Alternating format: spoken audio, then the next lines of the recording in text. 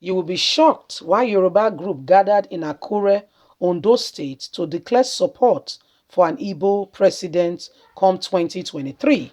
My people, we know that the southeast part of this country has seriously been neglected, has seriously been marginalized, and hence the call. Okay, and if you notice the Buhari's administration or government, they are doing what we call the divide and rule. So they are trying to, put the people against themselves here and there. They are trying to put things to ensure that, they have their way. Whether you like it or not, things that are going on in this country, you'll be surprised when you hear. Anyway, we know that Akure, we know Akere Dolu is seriously, with Governor Lurotimi Akeredolu is seriously with Tinubu. However, some people gathered in Ondo State to declare presidency for an Igbo president. Well, this is to spite Tinubu and this is to cause some other things. We will get to the bottom of it. Buhari is trying to divide the people against themselves. Please don't forget to give us a thumbs up, subscribe if this is your first time. Let's get all the details. Why Yoruba group gathered in Akure, Ondo State to declare support for Igbo president come 2023. 2023 presidential election will take place less than 2 years from now.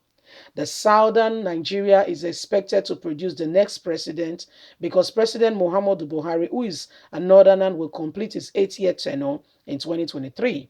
The South, South, Southwest, and Southeast are the three zoopolitical zones in the South.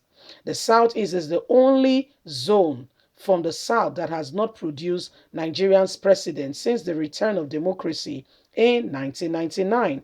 Some Nigerians believe that it will be in the spirit of equality, fairness, justice for the next president of the country to come from the southeastern part of the nation.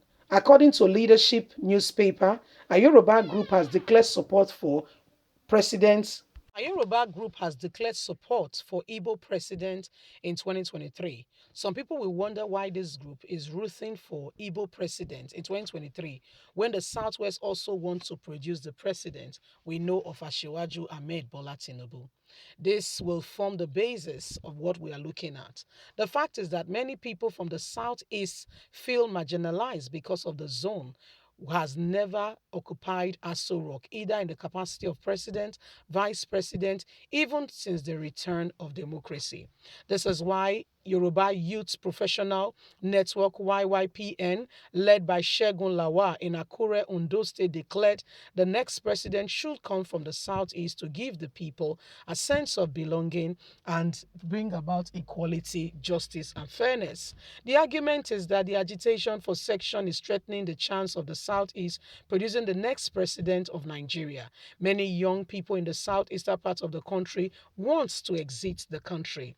However, some political leaders still believe that zoning the 2023 presidency to the southeast will solve the agitation going on in the region and also give the people a sense of belonging and part of this country.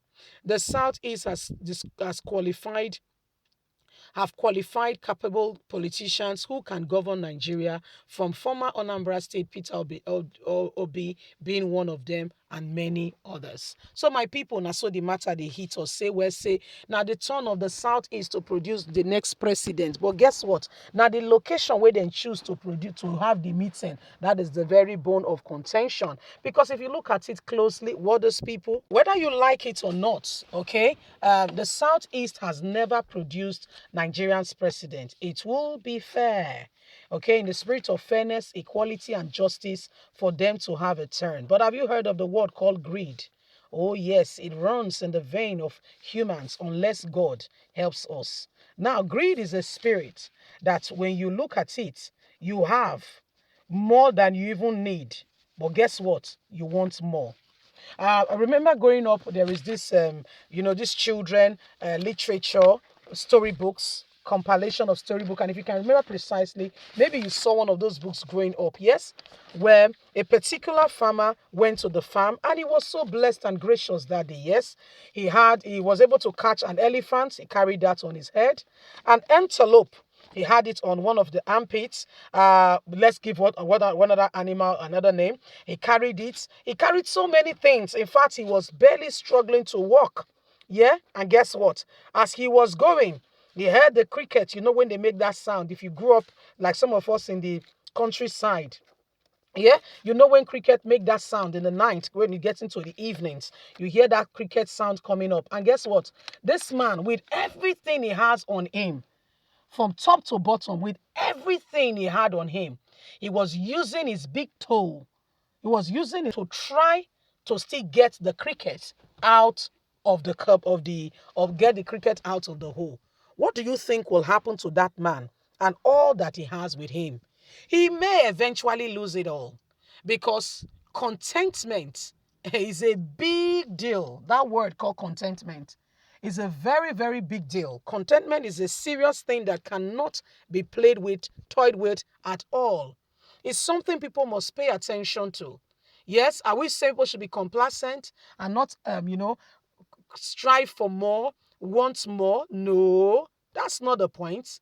Contentment is a very serious position that, people must also look at. Is happening. Yes, some people want to, I mean, they've been there, they've had opportunity, you've had opportunity, but they want, in fact, we have to get there, we have to take it all over. This is part of what is going on right now, and this is what is happening. If you look at the country, there is so much injustice, so much terrible injustice going on left, right, and center. Because if you look at the whole thing that is happening, you understand it very closely. Do you know in Zamfara State, bandits, they told us bandits captured 20 Nigerian soldiers. Yes, 20. Do you know that after killing them, they burnt their body? Oh, you don't understand it. Do you know Nigerian soldiers have not been able to find out those bandits in Zamfara that caught those soldiers, killed them, not just killing them, burnt their body? That was how terrible things are. As if that is not bad enough. In Imo State as well, no, I beg your pardon, in Anambra State, where we are having elections issues around the corner. Do you know what happened in Anambra State? They said some unknown gunmen equally, were after those, who were coming out, DSS operative, who were going out to do one thing or the other. Do you know that they found the one of Anambra State? Oh, they found that they've killed them. Any young man can be killed. Any young man can just be, this is what happened in Nigeria. Injustice, untruth, all. Leave us a comment. We'd love to hear from you. Please don't forget to like us, share, subscribe. God bless you. Have a good day. Bye for now.